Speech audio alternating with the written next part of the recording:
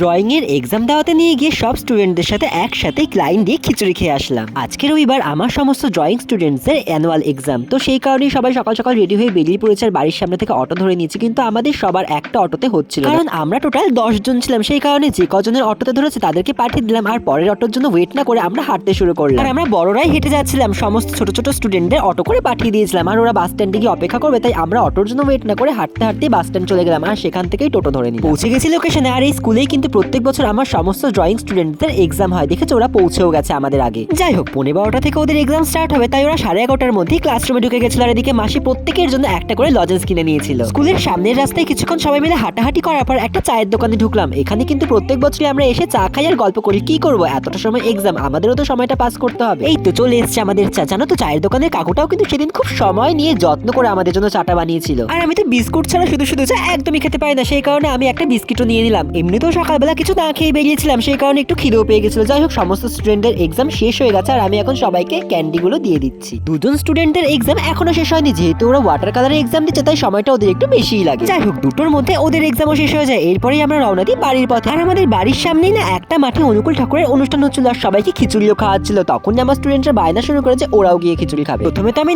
না করছিলাম, তারপরে ভাবলাম অনেকদিন আমিও এরকম কোনো অনুষ্ঠানে গিয়ে খিচুড়ি খাইনি, তাই ওদের সবার সাথে খিচুড়ি খেতে রাজি হয়ে গেলাম। চলে এসেছি অনুষ্ঠান যে মাঠে হচ্ছিল সেই মাঠে। দেখেছো কত ভিড়। এই দিনটা মনে হয় পাড়ার সবাই প্রায় এখানেই খিচুড়ি খায়। ঠাকুরের দর্শন করে নিয়ে প্রথমেই প্রসাদ নিয়ে নিলাম। দেখো, প্রসাদটা তো খেতেই হবে, তারপরে গিয়ে খিচুড়ি খাবো। কিন্তু আমি তো বুঝতেই পারিনি যে খিচুড়ি খেতে গেলে এত লম্বা লাইন দিতে হবে। যাই হোক, আমরা তো এখানে এসেই অবাক হয়ে গেলাম, সবাই দেখি হাতে থালা নিয়ে লাইন দিয়ে। কিন্তু খিচুড়ি যখন খাবো ঠিক করেছে, সে যত বড়ই লাইন হোক না কেন আমরা লাইন দিয়েই খিচুড়ি খাবো। তো আমিও একটা পাতা নিয়ে সোজা দাঁড়িয়ে পড়ি লাইনে। যদিও বা বেশিক্ষণ লাইনে দাঁড়াতে হয়নি, কিছুক্ষণের মধ্যে যেখানে খিচুড়ি দিচ্ছিল সেখানে পৌঁছে যায় আর এক থালা ভর্তি খিচুড়ি নিয়ে আসি। আর এখানে এসে আমার এক পরিচিত ঠাকুমার সাথেও দেখা হয়ে যায়। ওনারা কিন্তু প্রত্যেক বছরই এখানে খিচুড়ি খেতে আসে। আর এই যে মাসিও বসে পড়েছে খিচুড়ি নিয়ে, আর ওদিকে আবার স্টুডেন্টরাও বসে পড়েছে। দেখেছো কেমন চেটে পুটে খাচ্ছে, মনে হয় ওদের খিচুড়িটা খুবই ভালো লেগেছে। যদিও বা আজকের খিচুড়িটা চালের নয়, ডালিয়ার খিচুড়ি হয়েছিল আর খেতে সত্যিই টেস্টি হয়েছে। আর এমনিও ঠাকুরের প্রসাদ যেমনই হোক না কেন খেতেও টেস্টি লাগে। আর সন্ধ্যাবেলাতে কিন্তু আমি রেডি হয়ে গেছি, কারণ আজকে আবার আমার একটা বিয়ে বাড়ির নিমন্ত্রণও ছিল, যেখানকার ফটোজ আর ভিডিওস আমি অলরেডি আপলোডও করে দিয়েছি। যাই হোক, লুকটা কেমন লাগছে আমাকে অবশ্যই কিন্তু কমেন্ট করে জানাবে। 8টার মধ্যেই রেডি হয়ে নিয়ে বেরিয়ে পড়ি বিয়ে বাড়ি যাওয়ার জন্য। কিছুক্ষণের মধ্যেই পৌঁছে গেলাম বিয়ে বাড়ি।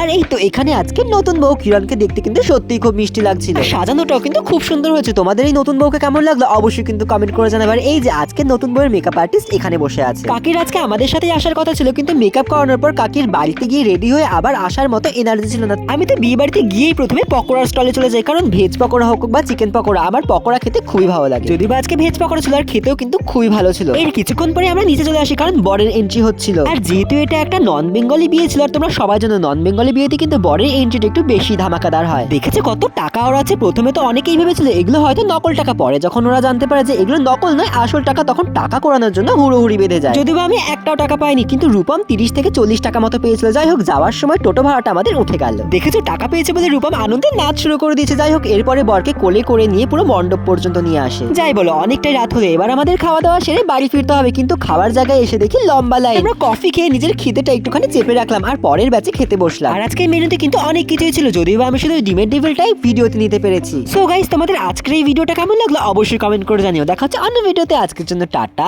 সবাই খুব ভালো থেকো।